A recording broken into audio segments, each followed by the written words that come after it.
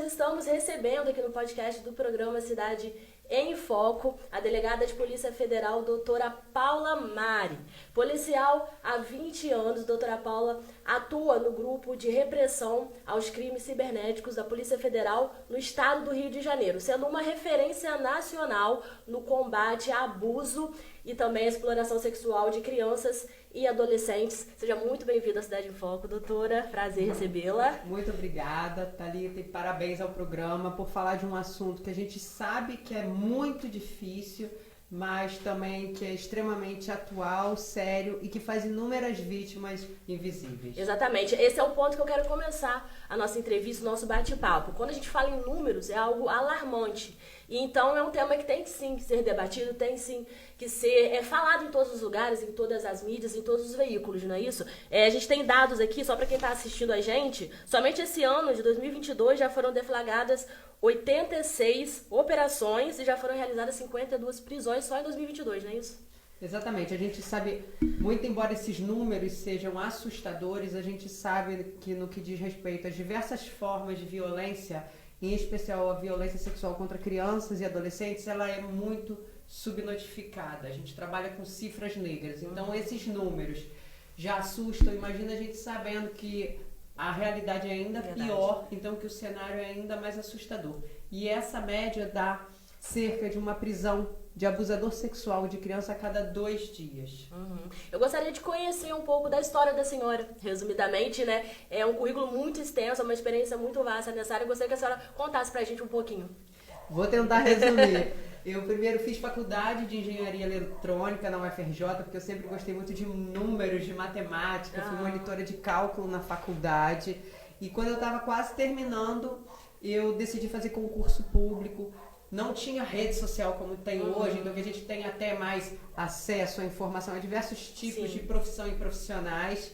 Eu não conhecia tanto a atividade policial e, no entanto, conheci o universo do concurso público, resolvi fazer concurso para a Polícia Civil do Rio, passei para os cargos de oficial de cartório, de inspetora de polícia e tomei posse como oficial de cartório. E eu sempre digo que quando eu comecei a trabalhar na polícia, quando eu me tornei policial, melhor dizendo, quando eu conheci a realidade, foi que eu me apaixonei pela polícia.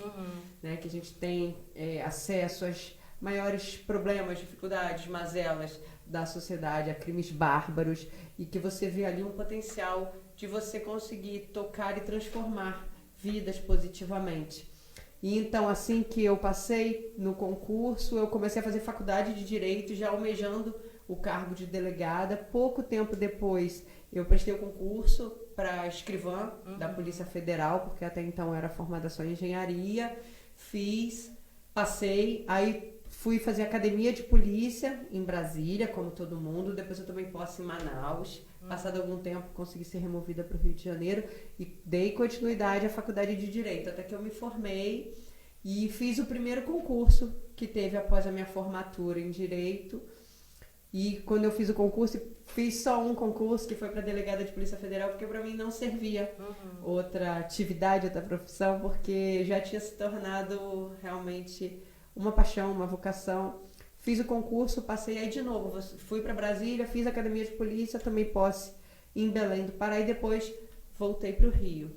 E foi então quando eu comecei a trabalhar com crimes cibernéticos, que foi algo que reuniu muito essas minhas duas formações, tanto da área jurídica quanto da área tecnológica. E a senhora tinha alguma intenção, antes disso, de trabalhar já com esses crimes cibernéticos, com violência, enfim, exploração ou não? Não, na verdade, o cenário vai se revelando assim na medida em que eu fui realmente conhecendo cada uma das atividades. Em Belém eu trabalhei na Delegacia de Imigração e era uma matéria que eu gostava muito, que eu achava muito interessante. E quando que eu voltei para o Rio, que eu conheci o que era o abuso, porque até então eu tinha informação que a maioria das pessoas tem, né? Às vezes cheio de pré-julgamentos, cheio de preconceito, porque justamente por ser um assunto muito ruim, muito desagradável, a gente escolhe alguns motivos pelos quais a gente acredita que a gente não precisa. Tem muita gente que vive numa bolha, né? Exatamente. Bolha, a gente, de alguma forma, a gente escolhe ter um mundo um pouquinho cor-de-rosa para tornar isso daqui tudo mais suportável. E às vezes a gente se vale até de algumas coisas do tipo, eu não tenho filho, então eu não preciso saber sobre violência sexual contra crianças e adolescentes. Ou o meu filho já tem determinada idade, ou seja pouca idade, ou um pouquinho mais, eu não preciso me preocupar que os abusadores só atuam quando a criança tem determinada idade.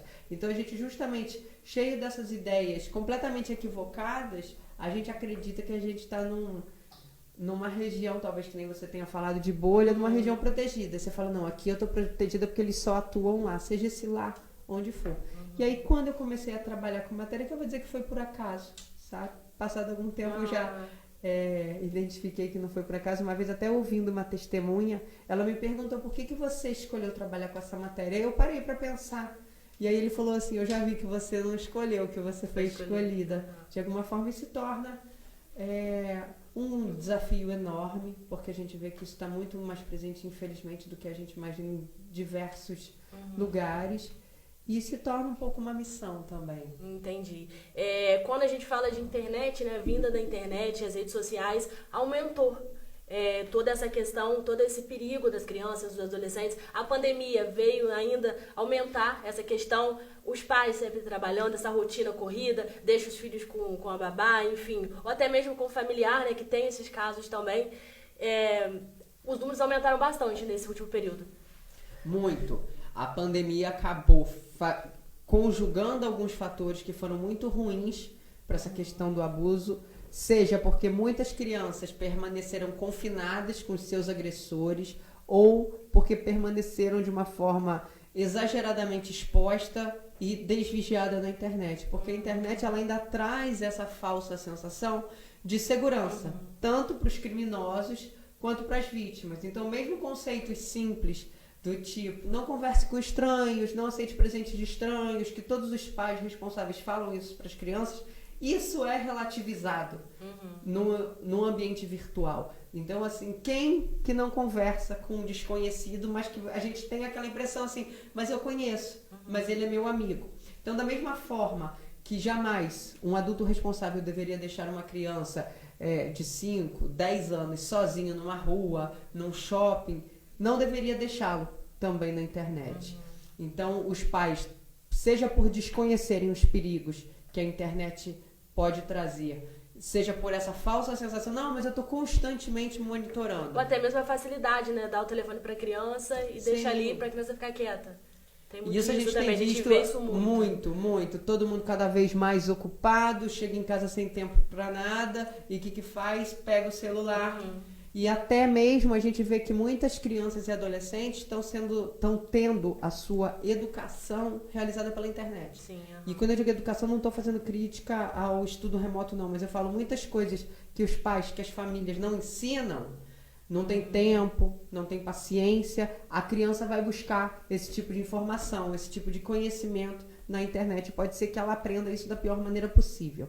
E eu até digo, se o senhor hoje, pai, mãe, responsável por uma criança, não tem tempo para seu filho, não tem paciência, tem uma rotina realmente muito atribulada, não tem a menor dúvida de que um abusador sexual de crianças vai ter todo o tempo do mundo para investir no seu filho. Então, assim, eles são extremamente perigosos, muito bem articulados, planejam o que fazem, existe inteligência no mal e eles têm tempo e estratégia para conseguir realmente fazer essa caçada virtual de crianças. Entendi.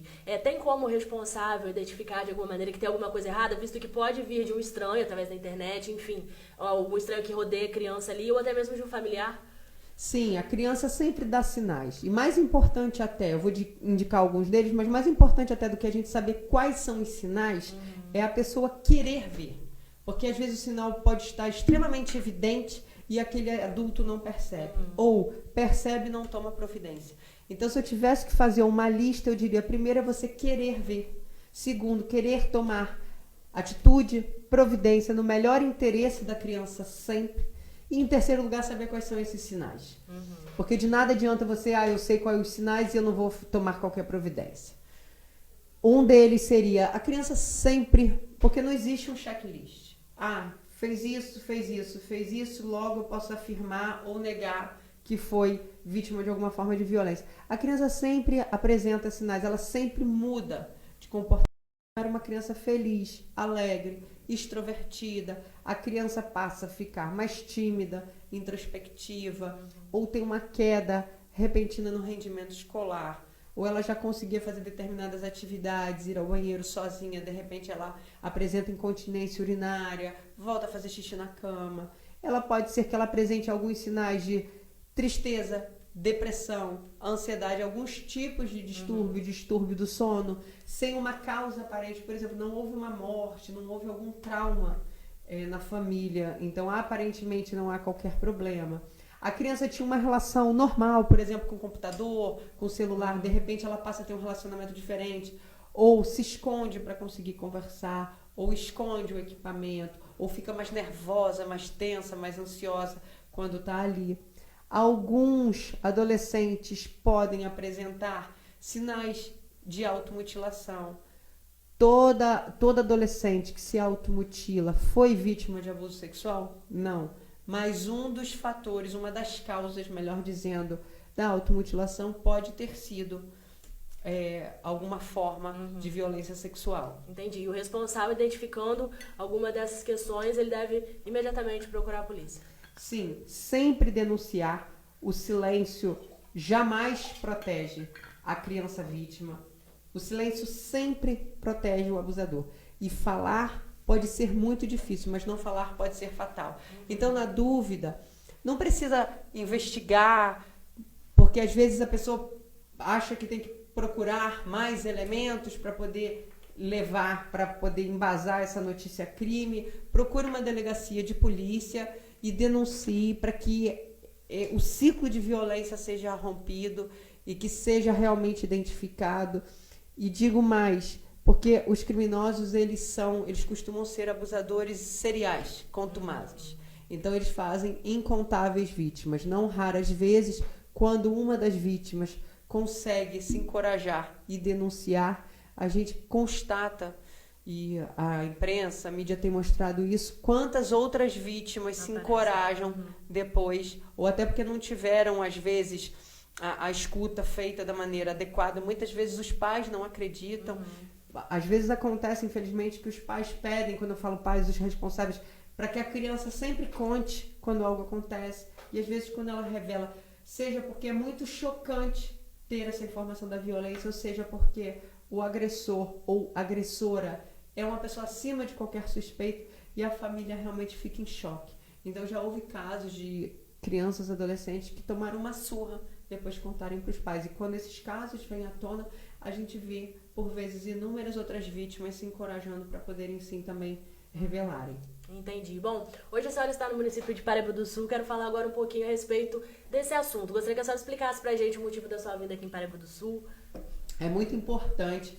Paraíba do Sul está de parabéns por enfrentar essa questão, porque a gente sabe cada vez mais, eu tenho constante contato com jovens em diversas escolas e eu sempre procuro entender a realidade de cada lugar, qual é o problema que está acontecendo ali naquele momento. E a gente sabe que por vezes a gente tem casos muito tristes e sofridos de automutilação em escola, de tentativas de suicídio.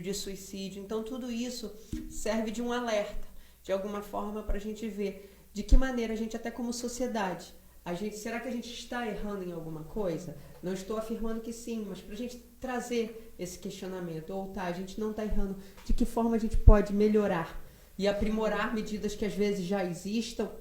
Vocês têm uma lei municipal que já trata sobre isso, sobre a questão da automutilação, a questão do suicídio, muito importante, mas também a gente precisa cada vez mais qualificar e capacitar os profissionais para que eles sejam capazes e dispostos também de identificarem os sinais e de fazerem algo em prol da criança. Até porque, como a maioria dos abusos acontece num ambiente ali familiar, é praticado por alguém do conhecimento da criança, qual é o primeiro lugar que possivelmente vai conseguir identificar o sinal? As escolas.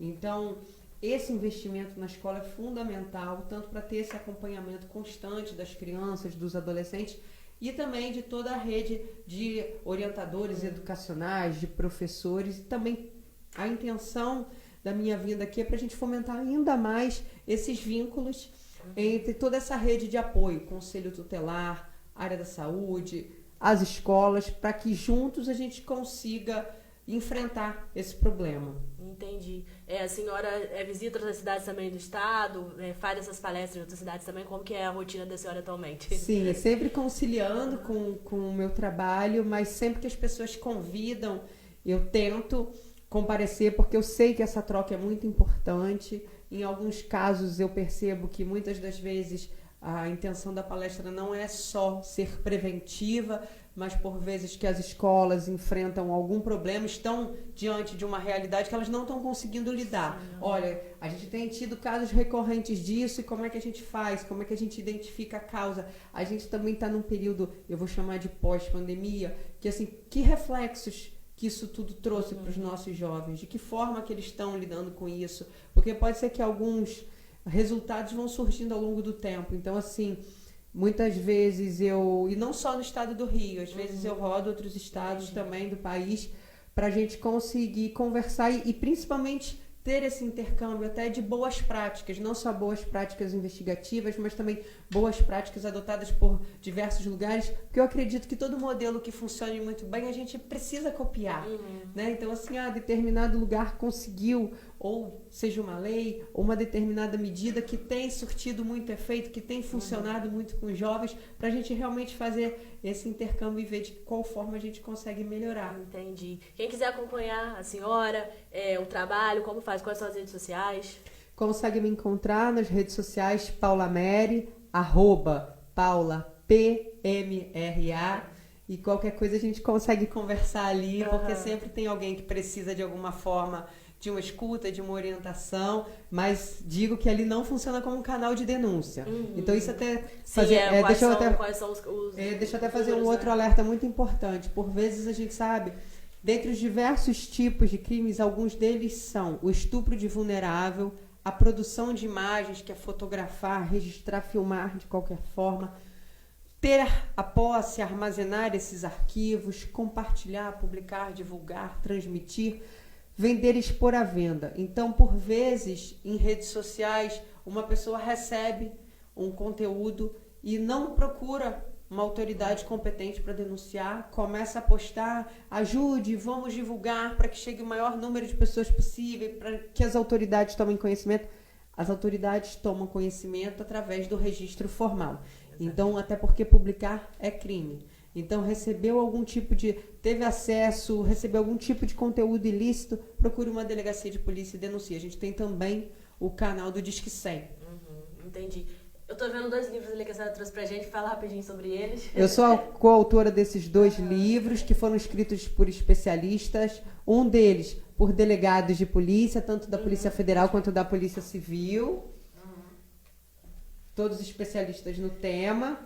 E esse outro que foi oriundo de um congresso que teve em São Paulo, do clero católico, que enfrentou de uma maneira muito corajosa esse tema. Eu tinha ido só para assistir, para aprender, porque eu também constantemente faço cursos, inclusive com forças policiais internacionais, e principalmente com todos os atores, vamos dizer, que atuam nesse cenário nos diversos frontes, porque esse problema ele está presente em diversos lugares. E ao final do congresso, eu que tinha ido só para assistir, acabei sendo convidada pelos organizadores e virou uma obra também. Entendi, bacana. Bom, a gente está terminando aqui o nosso bate-papo, a nossa entrevista. Gostaria de finalizar com a senhora deixando um recado para os pais que estão assistindo a gente, para os responsáveis, sobre esse tema, sobre essa atenção que tem que ter, esse olhar, né, que tem que ter, enxergar que tem sim uma coisa errada, se tem alguma coisa errada. Sim, muitas crianças e adolescentes, infelizmente, sofrem silenciosamente, e o grito de socorro nem sempre ele vai ser verbal. Cada um vai pedir socorro da maneira que pode e da maneira que consegue. Acreditem nas crianças e adolescentes e sempre denunciem. Reforço aqui que o silêncio jamais protege a criança ou o adolescente, que ele sempre protege o abusador. E a pior consequência do silêncio é a perpetuação da violência. Isso aí, bom, quero mais uma vez agradecer a presença da senhora aqui no Cidade em Foco e convidar vocês que estão nos assistindo, vocês que estão nos ouvindo, para poder compartilhar a nossa entrevista, para que possa chegar a mais pessoas, não só daqui da nossa região, mas de todo o Brasil. Obrigada mais uma vez. A gente vai ficando por aqui com mais um podcast do programa Cidade em Foco. Tchau, tchau. Obrigada.